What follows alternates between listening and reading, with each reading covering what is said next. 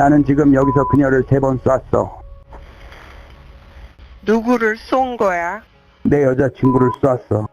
경찰 그가 여자친구를 쐈다고 밝힌 직후 제이미 로저스가 911에 전화한 순간이었습니다. 그가 밝힌 이유는 손님, 무슨 일이에요? 지하고 시비를 저는 제이미 딕의 죽음, 그녀의 피의자가 받고 있는 혐의, 그리고 그녀가 어떻게 기억되고 있는지에 대해 이야기합니다.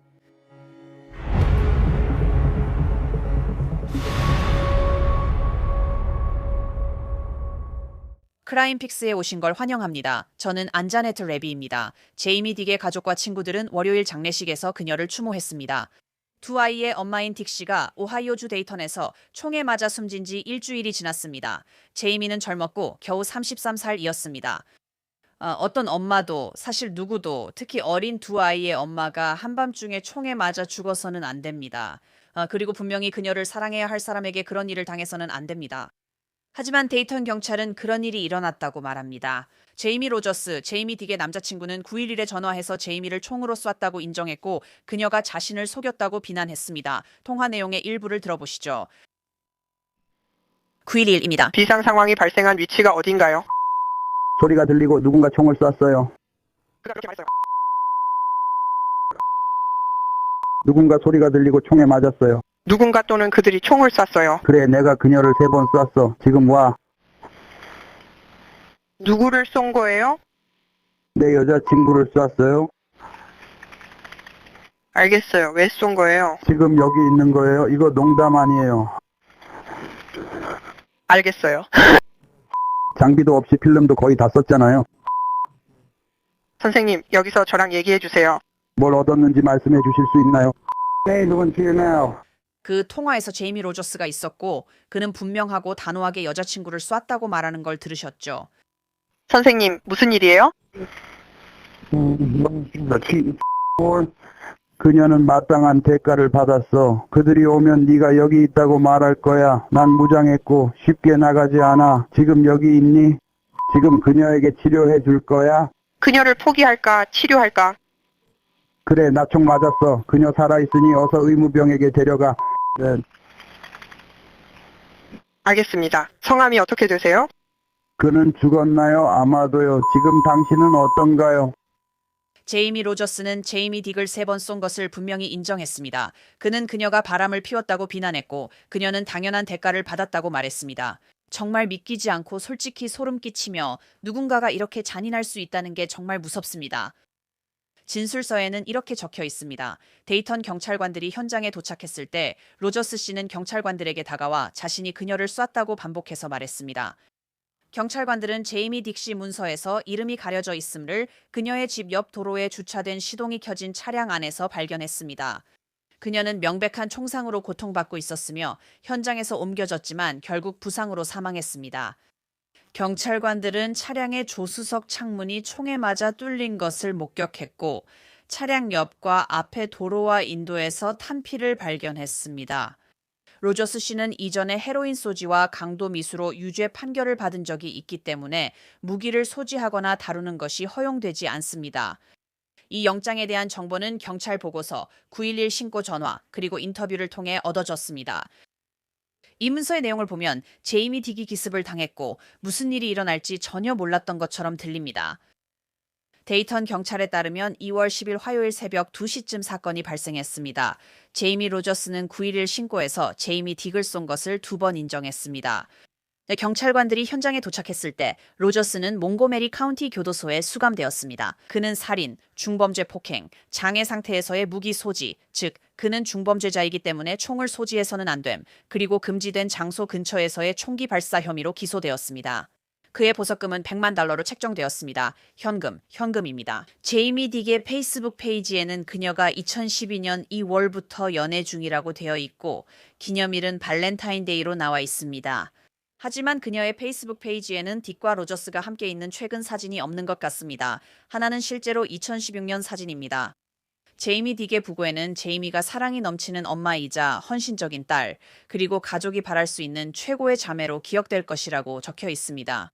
그녀는 내외적으로 아름다운 영혼이었고 그녀의 친절함과 강인함, 변함없는 사랑은 모두에게 오래 기억될 흔적을 남겼습니다. 이제 오하이오주 검사 마크 위버를 모시겠습니다.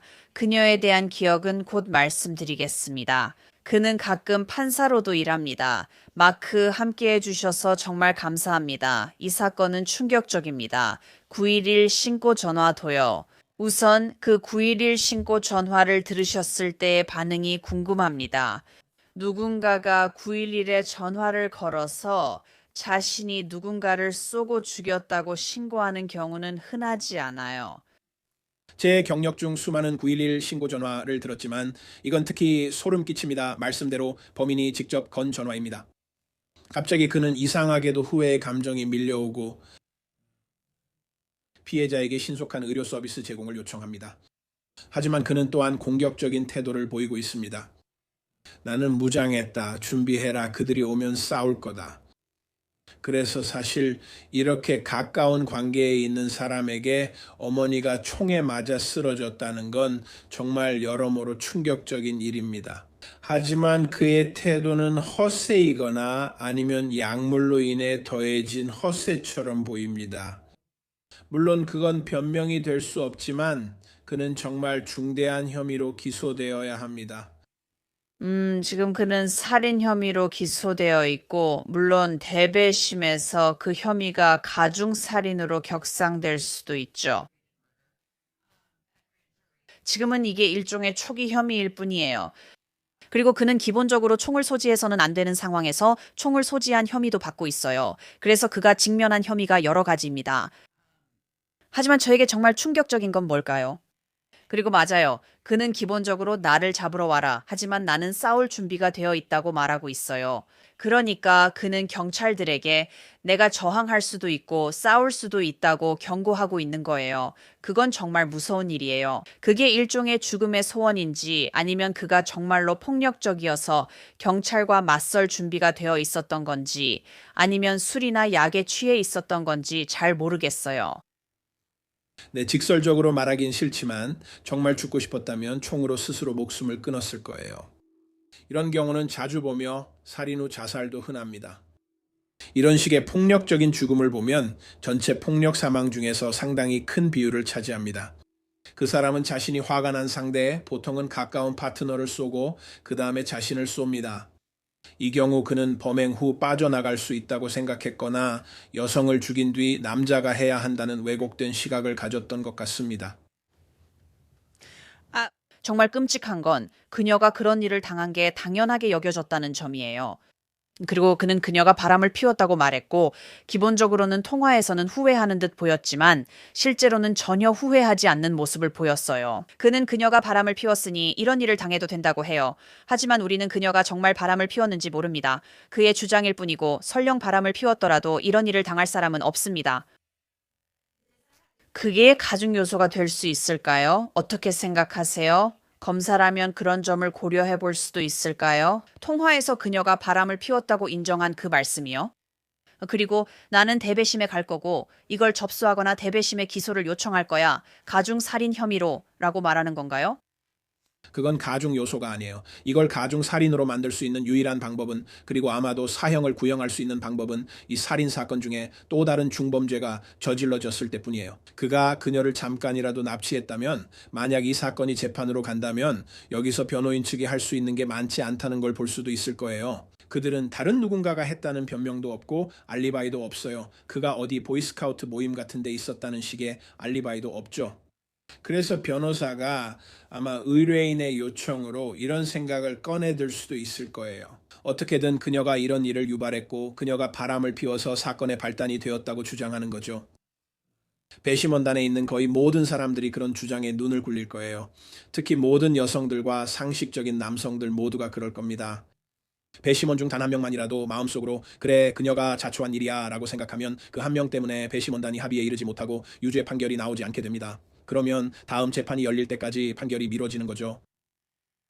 지금 우리가 알고 있는 사실들, 즉 모든 사실을 다 알지는 못하지만 현재까지 알려진 사실들만 놓고 본다면 제가 생각할 수 있는 유일한 가능성은 그거예요. 그가 아마 이렇게 말할 수도 있겠죠. 이건 충동적인 범죄다. 과실치사나 자발적 과실치사 같은 거다라고요. 그런데 그런 주장이 어디에서든 어느 상황에서든 통할 수 있을까요? 맞아요. 오하이오 주법이나 모든 주법상으로도 살인에는 여러 단계가 있다는 말이 정확합니다. 당신의 범의, 즉 정신 상태가 무엇이냐에 따라 다르고 살인을 미리 계획했다면 가장 높은 처벌을 받게 됩니다. 그리고 분노나 충동, 격렬한 감정 또는 열정에서 비롯된 경우에는 보통 더 낮은 단계로 분류됩니다. 그래서 검사들의 역할은 그 정신 상태가 무엇이었는지를 입증하는 것이고, 그렇기 때문에 수사관들이 지금 그들의 배경을 조사하고 있을 것입니다. 그의 휴대전화, 그녀의 휴대전화, 그리고 살인 직전 그곳에 있던 목격자나 실제로 살인을 본 사람들도 조사 대상이 될 수 있습니다. 이 정보들이 검사의 살인 혐의 기소 수준 결정에 도움됩니다. 지금 그는 살인 혐의로 기소되어 있는데 오하이오 주에서는 그게 징역 15년에서 무기징역까지 선고될 수 있어요. 유죄면 15년에서 무기징역까지 반드시 선고돼요. 예외는 없어요. 그는 중범죄 폭행과 장애 상태에서 무기 소지 혐의로 기소됐어요. 이미 중범죄 유죄 판결로 총기 소지가 금지된 상태였어요. 그리고 금지된 장소에서 또는 그 근처에서 총기를 발사한 혐의도 있어요. 저한테 말할 기회를 주세요, 마크. 오하이오에서는 이런 일이 자주 있어요. 그들은 살인과 함께 중범죄 폭행 혐의도 적용해요. 왜 그렇게 하냐고요? 왜냐하면 우리는 제이미, 그의 여자친구 제이미 딕이 세상을 떠났다는 걸 알고 있으니까요. 그녀는 이 총상으로 인해 사망했어요. 그런데 왜 중범죄 폭행 혐의도 적용되는 걸까요? 그와 함께. 이것이 변호사들이 말하는 포함된 경미한 범죄입니다. 이는 서로 다른 범죄들이 있다는 뜻이죠. 살인을 저지를 때 폭행도 저지르고 어쩌면 살인 미수도 저지르고 결국 살인까지 저지르는 겁니다. 검사가 대배심의 모든 혐의로 기소해달라고 요청하면 그 모든 혐의로 재판에 넘길 수 있고, 배심원단은 그 모든 혐의에 대해 판단해야 합니다. 그러나 모든 혐의가 동일한 행위에서 나왔기 때문입니다. 선고 시에는 판사가 그중 하나에 대해서만 형을 선고하고, 검찰이 판사가 어떤 혐의에 대해 형을 선고할지 선택할 수 있습니다. 이것을 전문 용어로 병합의 원칙이라고 부르며, 검찰은 항상 판사가 가장 중한 혐의에 대해 형을 선고하도록 선택합니다. 그래서 이것은 배심원단이 가장 중한 혐의에 대해 만장일치에 도달하지 못할 경우 유죄 판결에 이를 수 있는 방법을 제공하는 일종의 안전장치 역할을 하기도 합니다. 흥미롭네요. 그렇죠? 하지만 그들이 그가 그녀를 그녀의 의사에 반해 억류했다고 믿는지 지켜보는 것도 흥미로울 것 같아요. 만약 불법 감금이나 유괴, 그러니까 그런 식의 또 다른 중범죄가 있었다면 그것이 이 사건을 가중살인으로 격상시키는 요인이 될 수 있죠. 네. 여기는 몽고메리 카운티 데이턴시가 있는 곳입니다. 오하이오를 잘 모르는 분들을 위해 말씀드리자면 이곳은 검찰청으로 유명한 곳이 아닙니다. 이곳에도 사형이 적용될 수 있는 사건들이 있지만 사형 사건이 자주 발생하는 곳은 아닙니다. 오하이오 주에는 사형 기소가 예상되는 특정 카운티들이 있습니다. 전통적으로 신시내티가 위치한 해밀턴 카운티가 그중 하나입니다. 데이터는 그렇지 않아서 그곳의 검사장은 혐의를 강화하기 위해 가중 요소를 찾을지 결정해야 합니다. 훨씬 더 어려운 재판이 될 것입니다. 이렇게 하면 훨씬 더 어려운 재판이 됩니다. 반드시 해야 합니다. 이 과정에는 두 가지 단계가 있습니다. 배심원 선정에 더 오랜 시간이 걸리고 아주 작은 일이라도 종신형으로 이어질 수 있습니다. 사형을 적용하지 않아도 받을 수 있는 형벌이죠. 그래서 어떤 증거가 나올지, 그리고 몽고메리 카운티의 검사장이 사형을 청구할지 지켜보는 것이 흥미로울 것입니다. 맞아요. 그리고 말씀하신 대로 그게 절차를 더 복잡하게 만들고 완전히 새로운 복잡함을 더하죠. 제가 굳이 말씀드리지 않아도 이미 말씀하셨잖아요. 그쵸? 배심원을 선정하는 과정부터 재판 전체, 사건 전체가 복잡해지고, 그리고 변호인 측은 감경 사유라고 불리는 절차도 거쳐야 하죠. 그리고 변호인은 의뢰인의 과거에서 배심원들에게 생명을 살려달라고 호소할 수 있는 모든 요소를 찾아야 하죠. 이런 점들이 또 다른 복잡함을 더하는 거예요. 게다가 사실을 직시해보면 사형 판결이 나오더라도 항소 절차가 정말 오래 걸려요. 거의 20년이나 걸리기도 하죠. 그리고 적어도 오하이오주에서는 사실상 비공식적인 집행 유예 상태예요. 이런 처형은 거의 아니면 아예 집행되지 않아요. 맞아요. 제가 법무차관으로 일할 때 사형 사건을 여러 건 맡았는데 어떤 경우에는 연방 판사들이 항소 서류를 받아서 그냥 서랍에 넣어두는 경우도 있었어요.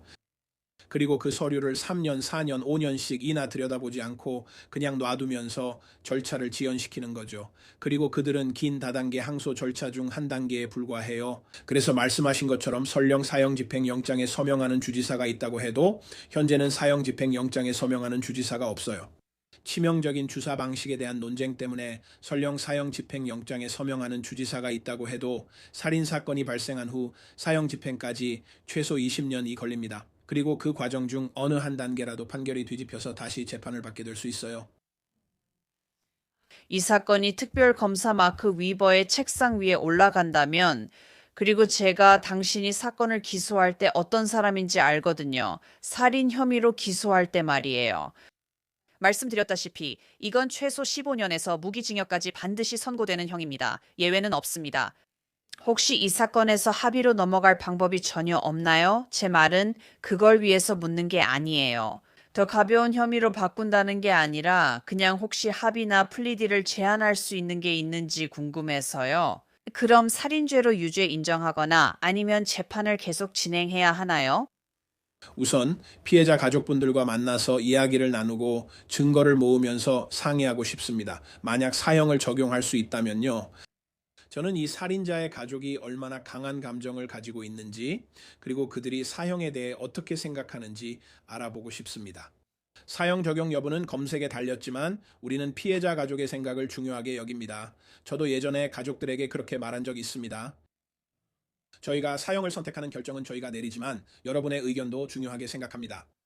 저희도 같습니다. 무기징역 외에 적용 가능한 혐의들이 있습니다. 가석방 없는 종신형이 아니라는 점을 기억하세요. 그건 15년에서 종신형이고 젊은 사람은 15, 16년에 출소할 수 있다는 뜻입니다. 총기 관련 조항이나 유죄 판결로 인해 무기 소지 금지 상태에서 무기를 소지한 경우처럼 다른 혐의를 추가하지 않는 한, 그리고 그가 저질렀을 수 있는 다른 범죄들도 마찬가지입니다. 그런 혐의들을 추가하면 최소 복역 기간이 15년이 아니라 20년, 25년으로 늘어날 수도 있습니다. 어느 정도 융통성이 필요하고 사전 심리에서 다양한 신청에 대응해야 합니다. 그는 정신적 불안 정도 주장할 것입니다.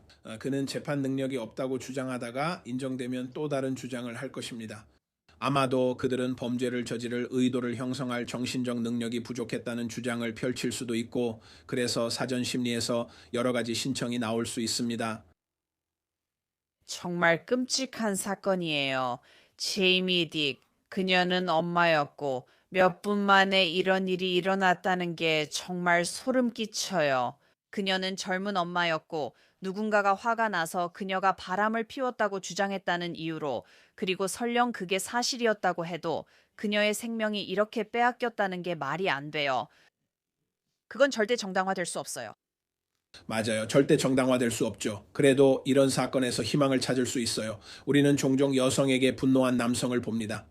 그는 그녀뿐 아니라 아이들도 자주 죽여요. 그런 일이 없어서 정말 다행이에요. 이런 경우를 자주 봐서 그래요. 어떤 이유에서인지 그들은 계속해서 살인을 저지르곤 하죠. 하지만 이번 사건에서는 아이들이 다치지 않았어요. 비극적으로도 이 여성만이 피해를 입었습니다. 이 내용은 변덕스럽고 폭력적인 사람과 관계를 맺을 때 반드시 자신을 지켜야 함을 상기시켜 줍니다. 어떻게든 자신을 보호해야 합니다. 이런 드문 상황에서는 그 폭력이 살인으로 이어질 수 있기 때문입니다. 네, 정말 끔찍하고 슬픈 일입니다. 저는 피해자인 제이미 딕과 그녀의 가족이 반드시 정의를 찾을 수 있기를 바랄 뿐이에요. 그리고 그 아이들이 지금은 그들을 사랑하는 사람들과 함께 자라고 있거나 사랑하는 사람들에게 양육받고 있으며 반드시 필요할 상담도 받고 있기를 바랍니다. 마크 위버, 귀한 시간과 전문 지식 나눠주셔서 감사합니다. 항상 그렇듯이 네, 감사합니다. 안지아네트. 이제 제이미 딕을 사랑하는 이들이 그녀를 어떻게 기억하는지 더 이야기하고 싶어요. 북에는 그녀가 성실했다고 적혀 있습니다. 제이미는 평생 동안 가족을 돌보거나 사랑하는 사람들을 지원하거나 웬디스에서 매니저로 일할 때든 그녀가 하는 모든 일에 결단력과 진심을 다해 임했습니다. 그녀는 망설임 없이 모든 것을 쏟아부었습니다. 그녀의 강인함과 온화함은 다른 사람들이 자연스럽게 의지하고 신뢰하게 했습니다. 제이미는 자녀들과의 시간을 소중히 여겼습니다. 브레이드는 첫째 아들로 엄마와 특별한 유대를 맺고 있었습니다. 제이미는 브레이든이 컴퓨터나 비디오 게임 콘솔에서 게임을 하는 모습을 보는 것을 정말 좋아했고 종종 그와 함께 게임을 하기도 했습니다. 그들은 블레이즈를 데리고 함께 반려견 공원에 가는 것을 즐겼습니다. 일요일마다 그들은 특별한 일요일이라고 부르는 시간을 가졌습니다. 브레이든과 엄마는 매주 일요일 함께 대화하며 점심을 먹었습니다. 브레이든이 어머니와 함께 보낸 시간은 그에게 매우 소중했으며 어머니의 기억은 그의 마음속에 영원히 남을 것입니다. 그녀와 켈리의 유대는 매우 강했고 웃음과 따뜻함, 전통으로 가득했습니다. 그들이 소중하게 여긴 순간 중엔 집에서 함께한 소박한 스파데이가 있어요. 손톱을 칠하고 머드 마스크를 바르며 인생을 이야기했죠. 배경에는 음악이 흐르고 있었고 그날들은 웃음소리와 사랑으로 가득했어요. 그 추억들은 영원히 켈리의 마음속에 소중히 간직될 거예요. 제이미는 장난기 많은 면도 있었어요. 그녀는 열정적인 게이머로 심즈에서 집을 짓고 창조하는 것이 가장 좋아하는 도피처였죠. 집을 디자인하고 가상세계의 삶을 만들어가며 상상력을 마음껏 펼치는 것을 정말 즐거워했어요. 그것은 그녀가 자신의 창의력을 표현하고 작은 것들에서 기쁨을 찾는 많은 방법 중 하나였어요. 충실한 반려견 블레이즈도 제이미에게 큰 행복을 주었어요. 제이미는 블레이즈를 데리고 반려견 공원에 가는 것을 정말 좋아했어요. 블레이즈가 자유롭게 뛰노는 모습을 바라보며 신선한 공기와 함께하는 단순한 즐거움을 만끽했죠. 그런 조용한 외출은 삶의 단순한 축복에 대한 그녀의 감사함을 보여주었어요. 제이미의 가족에 대한 사랑은 뜨겁고 무조건적이었죠. 제이미는 딸로서 자부심과 감사를, 자매로서 변함없는 충성, 웃음, 지지를 주었습니다. 엄마인 제이미는 보호자, 선생님, 친구, 언제나 안전한 안식처였어요. 제이미 로저스는 몽고메리 카운티 교도소에 있으며 2월 20일에 법정에 나섭니다. 이번 크라임픽스 에피소드 여기까지입니다. 저는 안자네트 리뷰였습니다. 시청해주셔서 감사합니다. 다음에 만나요.